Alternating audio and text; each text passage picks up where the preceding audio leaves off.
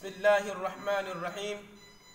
الحمد لله والصلاة والسلام على رسول الله صلى الله عليه وعلى كل رسول أرسله. أما بعد. ndugu Islam, assalamu alaikum wa rahmatullahi wa barakatuh. Baada ya kumshukuru Mwenyezi Mungu Subhanahu wa Ta'ala na kumtakia rahma mtume wetu Muhammad sallallahu alayhi wasallam na ali zake na sahaba zake, tukiwa bado tupo katika kubainisha yale ambayo anaridhia Mwenyezi Mungu Subhanahu wa Ta'ala na kuyapenda, kutekeleza amri yake Mwenyezi Mungu na mtume wake Muhammad sallallahu alayhi wasallam juu ya kuamrishana mema na kukatazana yaliyokuwa mabaya.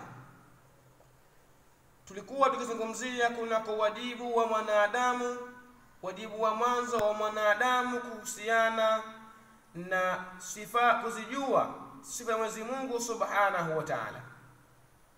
Tuliona sifa ya kwanza ya wajibu kwa mwanadamu kuitambua kwa Mwenyezi Mungu, nayo ni sifatul wujudiyya.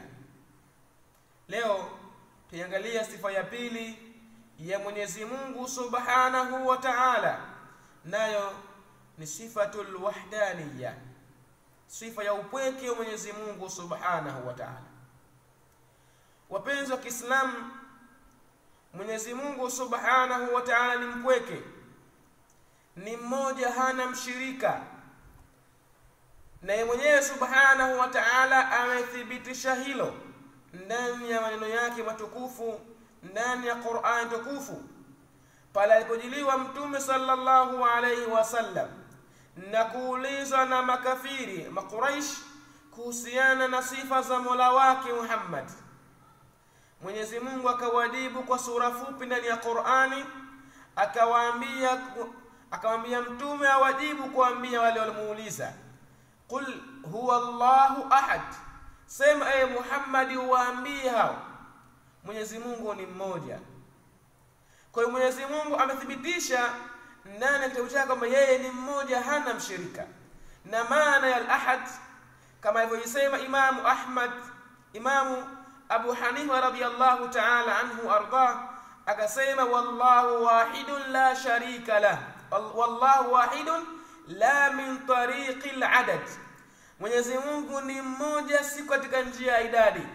Yani umoja wa Mwenyezi Mungu Subhanahu wa Ta'ala ni umoja ambao si katika njia ya idadi, kwa sababu inawezekana kitu kimoja kikakubali kugawika, lakini Mwenyezi Mungu ni mmoja kwa maana ya ahad, ambaye la yakbalu al-inqisam, asiyekubali kugawika. Ndio maana ahad, mpweke Mwenyezi Mungu Subhanahu wa Ta'ala. Kwa Imamu Abu Hanifa anasema wallahu wahidun, Mwenyezi Mungu ni mmoja, la min tariqil adadi, si katika njia ya kuwa na idadi, walakin min tariqi annahu la sharika lah, lakini ni katika njia kwa yeye Mwenyezi Mungu hana mshirika. Yeye Mwenyezi Mungu hana mshirika, Mwenyezi Mungu Subhanahu wa Ta'ala.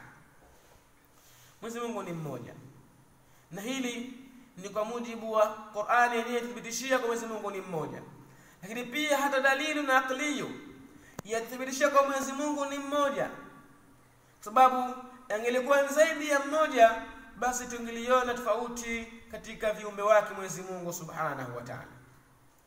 Mwenyezi Mungu anatuambia ndani ya kitabu chake tukufu, akitilia mkazo kwamba hakuna Mungu zaidi ya Mwenyezi Mungu Subhanahu wa Ta'ala, hakuna muumbaji zaidi ya Mwenyezi Mungu Subhanahu wa Ta'ala.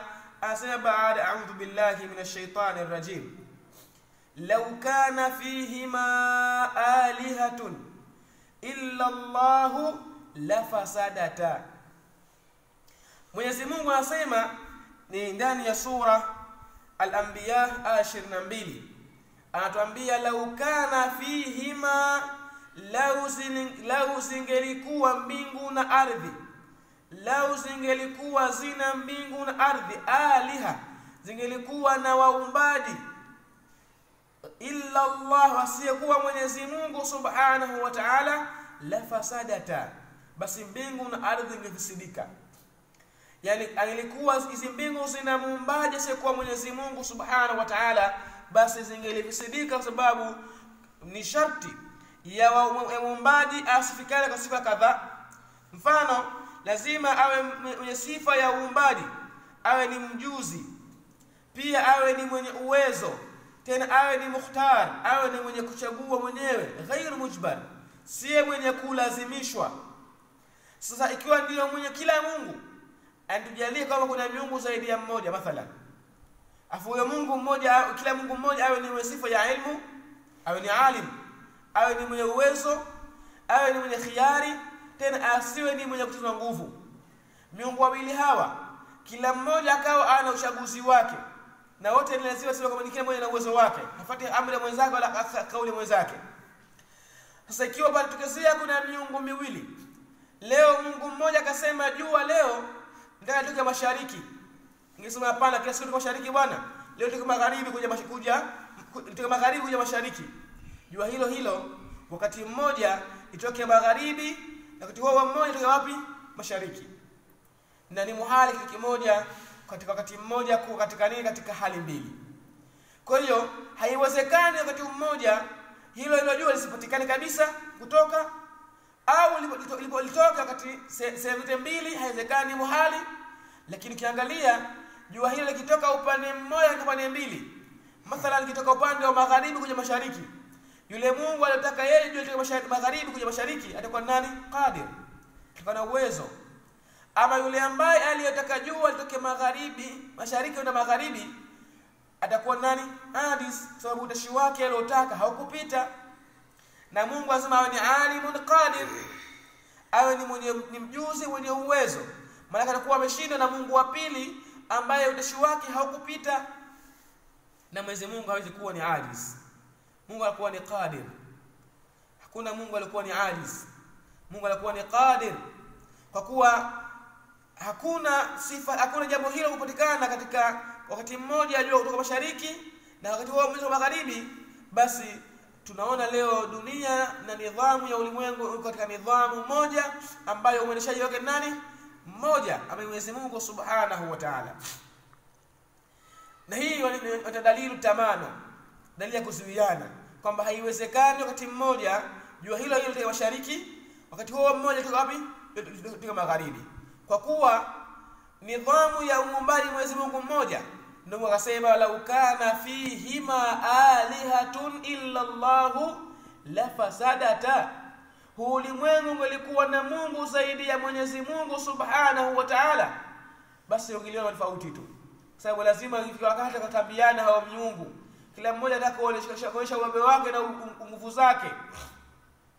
Mathalan kada mtu mmoja ndio kuumbwa, mtu kiumbe ndio kuumbwa, Mungu anasema huyu ndiye mwanamke, nisema hapana, huyu ndio mwanamume huyu. Sasa vipi mtu huyu mmoja awe mwanamume, huyu mmoja awe ni mwanamke? Haiwezekani. Iwe mwanamume au awe nani? Mwanamke. Anapokuwa ni mwanamke, yule anataka awe ni anataka awe mwanamume, itakuwa ni ajiz. Ama akiwa ni mwanamume kwa mwanamke, yule atakuwa awe mwanamke, itakuwa ni ajiz. Na Mwenyezi Mungu Subhanahu wa Ta'ala hawi ni ajiz.